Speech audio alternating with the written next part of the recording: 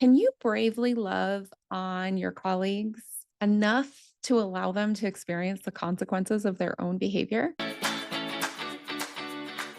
Welcome to the Build Your Brave Career podcast, where we flip the script on the tired stereotype that women in and around the tech industry have to be stressed out, overworked, and underpaid.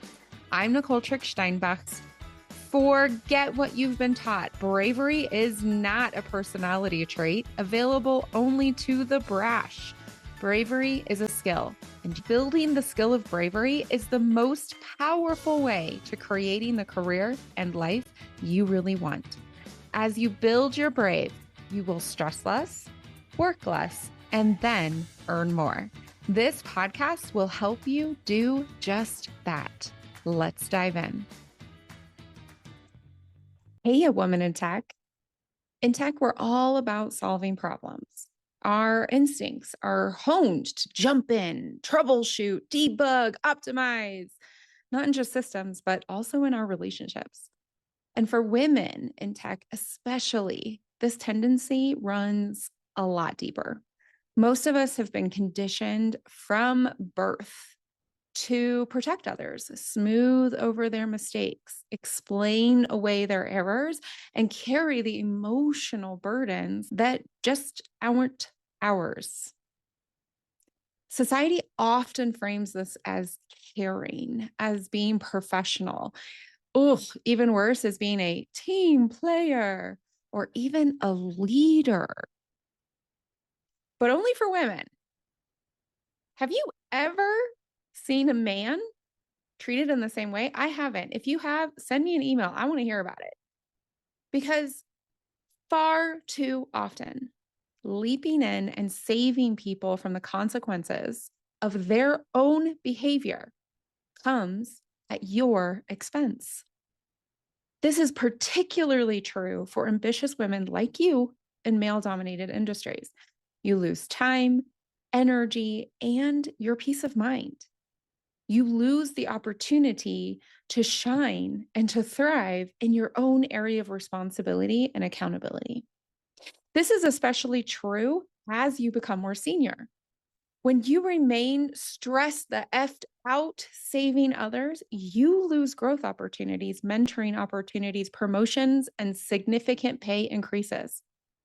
All while the people you're saving, they move with ease and confidence into the relationships and opportunities that create bigger titles and bigger paychecks.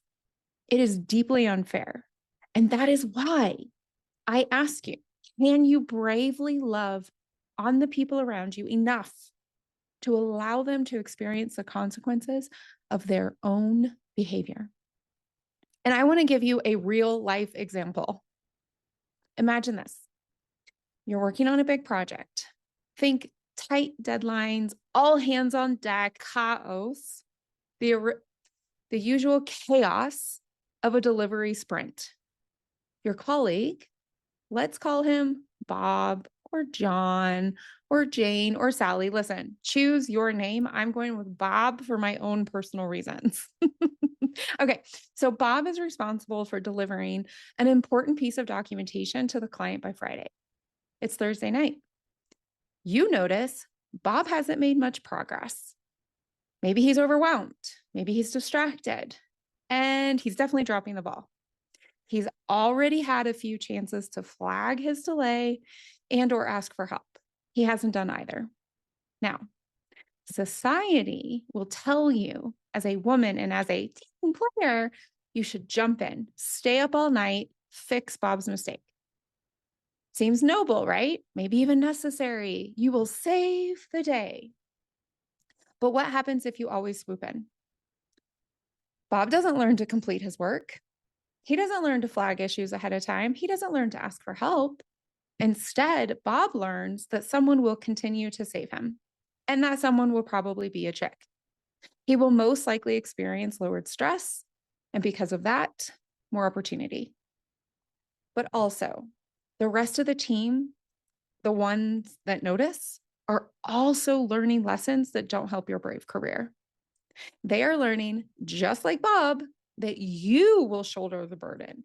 You will leap in. You will overwork. You will save the day. But let's say instead, you make a different choice. One of 3 kind and loving choices that allow your colleague Bob and the rest of the team to experience growth. Option 1, you are in an orchestrating role. You approach Bob and ask, hey, I noticed that this isn't ready. Will it be complete by tomorrow? If Bob stumbles through an excuse, your response is, okay, I'll trust you to deliver. Then you let the chips fall as they may. Option 2, you're in a colleague role. You notice a gap and you choose to leave work on the desk it belongs to. You log off on time and you go about your personal life. You stay in your lane and your role, and you allow Bob to be a grown-up. Option 3, you are in a role that relies upon Bob's output to continue. You approach Bob with an email with your lead on CC. Hey, I noticed that the deliverable you're responsible for isn't yet ready. Will it be complete by tomorrow? The following deliverable I'm responsible for relies upon it being complete, to quality and on time. Then you let him answer or not. You've elevated a risk and you move on. In some cases, Friday morning comes and bam, Bob has his deliverable ready and to quality. He has stayed up all night. He's fixed his mistake. Great. You've loved on him enough to allow him to enjoy the consequence of last-minute overnight client delivery.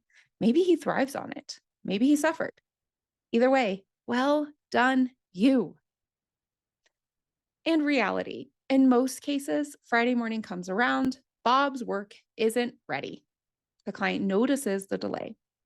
Bob feels the sting of the feedback and the gap in failing to meet his deliverable, the gap of flagging the risk in advance, the gap of failing to ask for help. But guess what? That moment of discomfort becomes his turning point, or at least builds up to his turning point, because Bob has to sit with the consequences of his action. An uncomfortable but invaluable lesson. And you protected your time, your energy, your expertise, your boundaries, and you modeled what accountability looks like. You've loved on him enough to allow him to enjoy the consequences of his own behavior. Now listen, loving someone enough to let them experience consequences isn't about being cold or unkind or setting people up to fail. It's about respect. It's about trusting their ability to grow, especially if growth requires discomfort.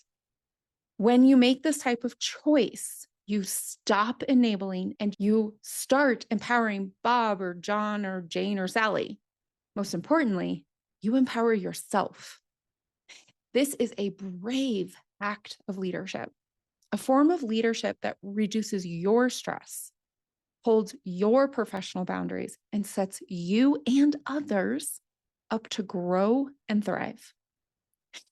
So the next time you see someone about to face the fallout of their own choices, please pause, take a deep breath, reflect on your bravery, and ask yourself, how can I love on this person enough to allow themselves the consequences of their own behavior?